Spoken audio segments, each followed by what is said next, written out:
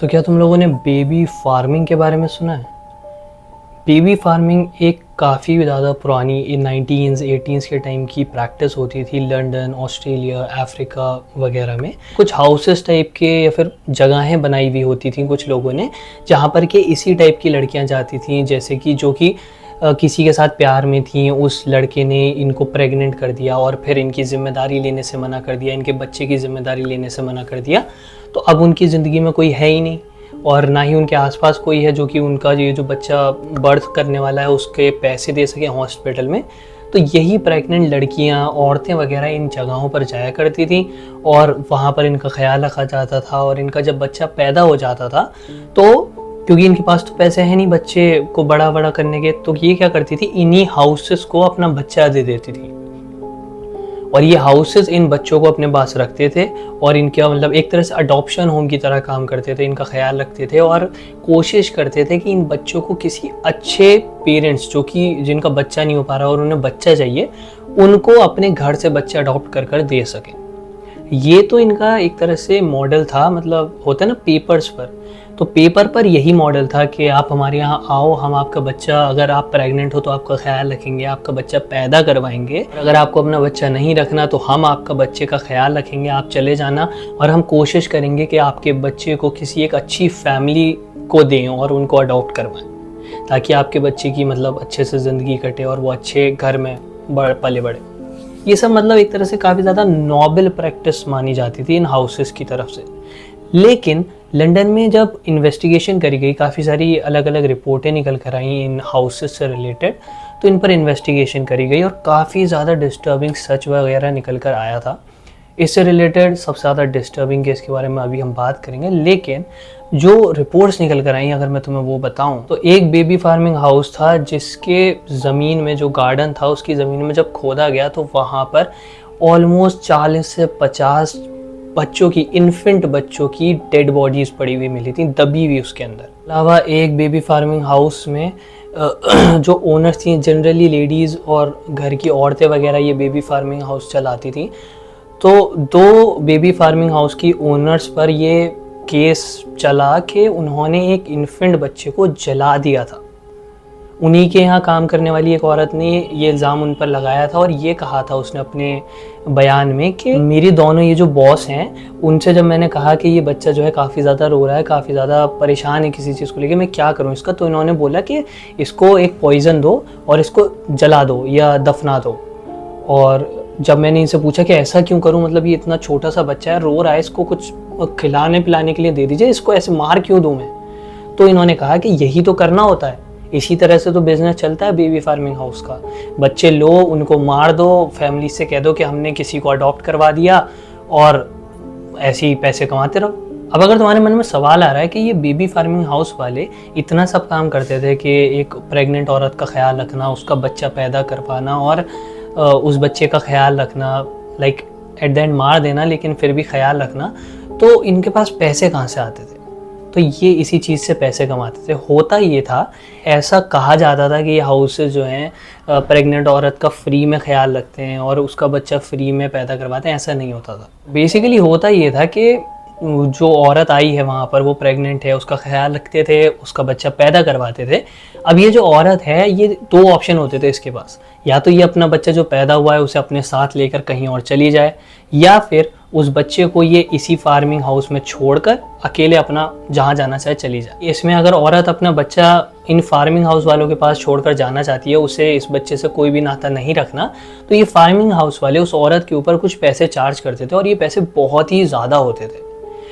इस औरत को ये पैसे इस फार्मिंग हाउस को देने होते थे और ये इसलिए मांगे जाते थे, ये कहकर मांगे जाते थे कि हमें इस बच्चे का ख्याल रखना है, अगर इतने लंबे टाइम तक जब तक इसे कोई अडॉप्ट ना कर ले फैमिली, तो हमें उसके लिए पैसे चाहिए होंगे, तो आप उस चीज़ के पैसे दे दीजिए। एंड यही तरीका था इनके पैसे कमाने का।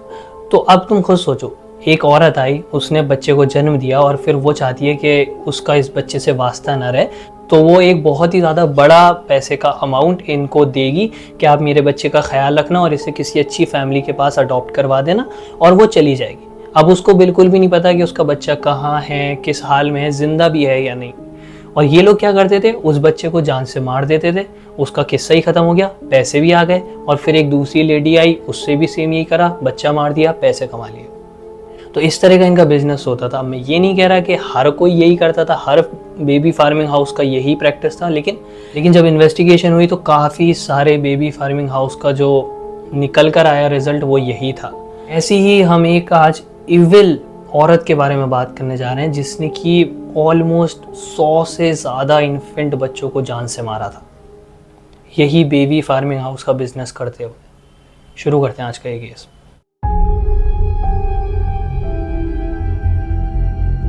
अमेलिया डायर का जन्म 1836 में हुआ था एंड जब वो 21 ईयर्स की थी तभी उसके पेरेंट्स, दोनों ही पेरेंट्स, मदर फादर दोनों का ही डेथ हो गई थी। जिसके बाद उसका जो सबसे बड़ा भाई था उसने इनका फैमिली बिजनेस, शू मेकिंग का इनका फैमिली बिजनेस था, वो इनहेरिट कर लिया था और वो उसके सारे पैसे अपने पास रखता था और वही उस बिज़नेस को चलाने लगा था। अमेलिया का सीन ये था कि अमेलिया एक तो अपने भाई से इतनी ज़्यादा क्लोज नहीं थी और ना ही उसके कोई, उस टाइम तो औरतों को वैसे ही इतना कम समझा जाता था, तो उसके नाम पर उसके फादर ने बिज़नेस का कोई भी हिस्सा नहीं करा था, इसीलिए वो अपनी फैमिली से पूरी ही अलग हो गई थी और उसके पास कोई फाइनेंशियल सपोर्ट नहीं था, पैसे नहीं थे। इसीलिए 24 साल की उम्र में उसने एक आदमी से शादी कर ली थी। अमेलिया ने 24 साल की उम्र में जॉश थॉमस नाम के एक आदमी से, जो कि 59 ईयर्स का था, उससे शादी कर ली थी। अब अमेलिया के खुद के भी 2 बच्चे हुए एंड उसके बाद जॉश ने अमेलिया को एक नर्सिंग हाउस में एडमिशन दिलवा दिया था जहाँ पर कि वो नर्स बनने की अपनी ट्रेनिंग ले रही थी। एंड इसी ट्रेनिंग के दौरान वो एक औरत से मिली जिस औरत ने अमेलिया को बेबी फार्मिंग के बिज़नेस के बारे में बताया कि किस तरह से एक औरत जो कि प्रेग्नेंट है उसका बच्चा पैदा करवा कर उस बच्चे को अपने पास रखकर तुम पैसे कमा सकते हो। एंड ये आइडिया अमेलिया को बहुत ही ज़्यादा इंट्रीगिंग लगा। अब इसके कुछ टाइम बाद अमेलिया ने अपना ही एक बेबी फार्मिंग हाउस या बोर्डिंग हाउस प्रेग्नेंट वुमेन्स के लिए खोल लिया था, जहाँ पर कि वो इन प्रेग्नेंट सिंगल औरतों को बच्चे को जन्म देने में हेल्प करती थी। और उसके बाद ये औरतें, क्योंकि उन्हें ऑब्वियसली एक सिंगल माँ होने का जो डिस्ग्रेस था उस टाइम पर वो नहीं झेलना होता था, इसीलिए वो अमेलिया को अपने बच्चे की कस्टडी दे देती थी और उसको पैसा देती थी ऑब्वियसली कि ये रहा पैसा। अब ऑब्वियसली इन औरतों के पास भी इतना पैसा नहीं होता था, लेकिन अमेलिया ऑब्वियसली हाई चार्ज करती थी और इन औरतों को मजबूरन में देना पड़ता था वो, तो वो अमेलिया को पैसे देती थी, अपना बच्चा उसे दे देती थी और वो वहाँ से चली जाती थी। अमेलिया का यहाँ पर वादा ये रहता था इन औरतों से कि मैं खुद एक मैरिड वुमेन हूँ, मेरे 2 बच्चे हैं खुद के, तो आप चिंता मत करो, आप बस मुझे पैसे दो और अपना बच्चा यहाँ छोड़कर चली जाओ, आपका बच्चा बहुत ही अच्छी ज़िंदगी जिएगा। ऐसा भी कहा जाता है अमेलिया ऐसे ऊपर से देखने पर काफ़ी ज़्यादा एक शरीफ सी, एक इनोसेंट टाइप की औरत लगती थी, इसलिए जो प्रेग्नेंट औरतें थीं ये इस पर यकीन भी अच्छे से कर लेती थी कि हाँ भाई ये सही बोल रही होंगी। अब एक बार ये जो औरतें होती थी ये अपना बच्चा अमेलिया के पास छोड़कर चली जाती थी, तो अमेलिया इन बच्चों को खाना तक नहीं देती थी और इन्हें भूख से मरने के लिए छोड़ देती थी, जो कि तुम खुद सोचो कितना ज़्यादा पेनफुल वे है मारने का किसी को। इन छोटे इन्फेंट बच्चों को वो एक बूंद कुछ खाना नहीं देती थी और उनको एक जगह पर पड़ा रहने देती थी। और जब ये बच्चे चिल्लाते थे, रोते थे भूख के लिए, कुछ खाने के लिए मांगते थे चिल्ला चिल्ला कर, रो रो कर, तो अमेलिया, क्योंकि अगर बच्चे चिल्लाएंगे तो उनकी आवाज़ जाएगी दूसरों तक, फिर वो आकर पूछेंगे अमेलिया से, इसीलिए अमेलिया इन बच्चों को एक मदर्स फ्रेंड नाम का एक सीरम देती थी। अब ये परफ्यूम बेस्ड सीरम होता था जो कि एक तरह से पॉइजन की तरह काम करता था और इन बच्चों की जो चीखें होती थी, रोने की आवाज़ें होती थी, उनको दबा देता था, एक तरह से इनको सुला देता था।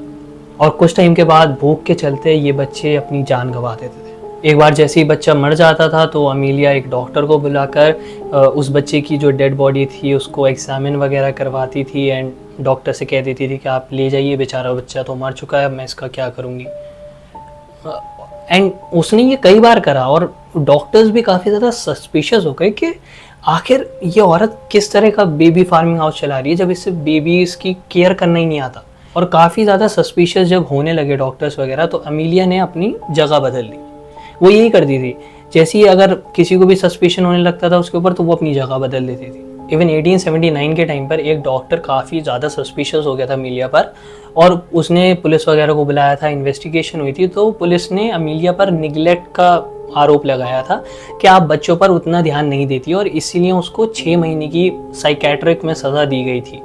अमीलिया ने वो 6 महीने की सज़ा काटी और वो बाहर आ गई, एंड बाहर आकर उसने फिर से अपना यही मर्डरस रैम्पेज चालू कर दी थी इन्फेंट बच्चों को मारने की। कुछ टाइम के बाद अमीलिया ने क्या करा, उसने खुद ही, पहले तो क्या होता था कि वो पॉइजन वगैरह दे देती थी, उनको भूखा मरने के लिए छोड़ देती थी, लेकिन उसने फिर रियलाइज़ करा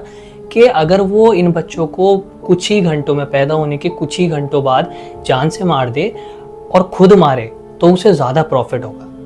जिसके बाद अमीलिया खुद ही इन बच्चों को बहुत ही बेरहमी से जान से मारने लगी थी, उनका गला दबाकर, उनके मुंह और नाक पर टेप बांधकर ताकि उन्हें सांस आना बंद हो जाए। एंड उसने बाद में खुद कन्फेस भी करा था कि उसको मज़ा आता था इन बच्चों को तड़पता देखते में, उन बच्चों को तड़प तड़प कर मरते हुए देखते में अमीलिया को मज़ा आता था। जब ये बच्चे मर जाते थे तो अमीलिया इन बच्चों की बॉडी के आसपास कॉटन या फिर कोई चीज़ लपेट कर इनको या तो ज़मीन में दफना देती थी, या फिर इन बच्चों की बॉडी से एक बहुत ही भारी पत्थर को बांध कर इन्हें लेक्स में फेंक देती थी ताकि नीचे चले जाएं लेक में और किसी को कभी मिले ही ना इनकी डेड बॉडी। 30 मार्च 1896 के दिन ऐसे ही एक आदमी रिवर के पास से गुजर रहा था, तो उसने देखा कि रिवर के ऊपर कुछ अजीब सी चीज़ है। जैसे ही वो वहाँ उसके पास गया, उसने उस चीज़ को पानी से खींच कर निकाला तो उस पत्थर के ऊपर एक लड़के और एक लड़की की, इन्फेंट्स की डेड बॉडीज़ बंधी हुई थी। उनके आसपास एक कपड़ा भी लपटा हुआ था जो कि किसी डे केयर का था, लेकिन काफ़ी ज़्यादा ख़राब हो चुका था। पुलिस फॉरेंसिक्स में लेकर गई, उस टाइम इतना ज़्यादा डेवलप नहीं था, लेकिन फिर भी इनकी बॉडीज़ को, इनके जो बॉडीज़ पर कपड़ा बंधा हुआ था उसको एग्जामिन करा गया, तो इन्हें इतना कुछ ज़्यादा पता नहीं चला। लेकिन फिर वो जो कपड़ा था उसको अंडर अ माइक्रोस्कोप रखकर जब चेक कराया गया तो वहाँ पर उन्हें अमीलिया के डे केयर का नाम दिखा। दिक्कत यहाँ पर ये थी कि जैसे ही अमीलिया को ये खबर मिलती थी कि पुलिस को उसके ऊपर शक है तो वो फ़ौरन से भाग जाती थी या फिर जो है रोने धोने लग जाती थी, मेंटल ब्रेकडाउन ऐसे फेक करने लग जाती थी, जिससे कि उसे पकड़ना काफ़ी ज़्यादा मुश्किल था। तो पुलिस ने एक प्लान बनाया। पुलिस ने क्या करा, एक डिकॉय औरत को लिया और उससे ये कहा कि तुम अमीलिया के पास जाओ, यही केस लेकर कि तुम प्रेग्नेंट हो और तुम्हें अपने बच्चे को यहीं पर छोड़ना है अमीलिया के डे केयर में, और हम वहीं पर होंगे और हम फ़ौरन से अमीलिया को पकड़ लेंगे।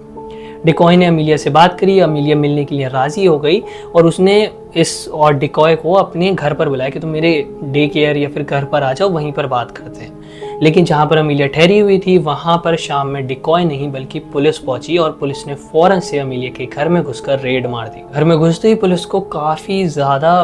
गंदी सी बदबू आई ह्यूमन फ्लैश की। ऑल्दो उन्हें वहाँ पर कोई भी ह्यूमन रिमेन्स नहीं मिले, लेकिन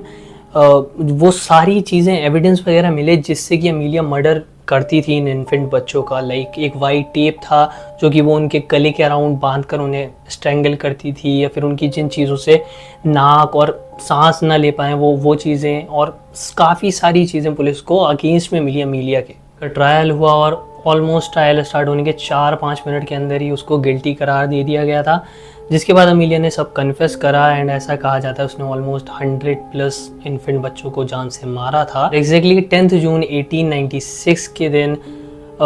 ऑलमोस्ट 9 बजे के आसपास अमीलिया को फांसी देकर जान से मार दिया गया था।